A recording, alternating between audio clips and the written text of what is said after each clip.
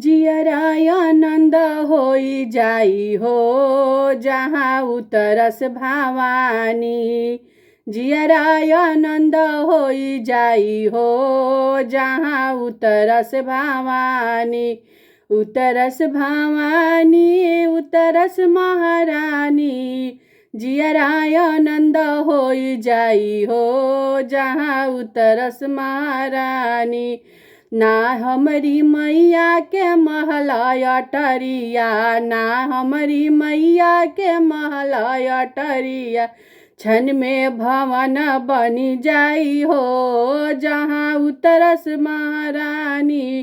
क्षण में भवन बनी जाई हो जहाँ उतरस भवानी।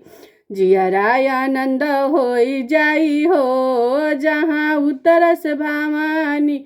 ना हमारी मैया के सोना ना चांदी, ना हमारी मैया के सोना ना चांदी। पल भर में भंडार भरी जाई हो जहाँ उतरस भवानी। ना हमारी मैया के छुरिया कटारी, ना हमारी मैया के छुरिया कटारी। असुरन के कर संहार हो जहाँ उतरस भवानी।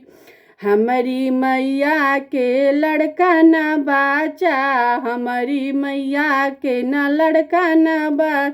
सारा जगत कहे महतारी हो जहाँ उतरस भवानी। जियराय आनंद होई जाई हो जहाँ उतरस भवानी।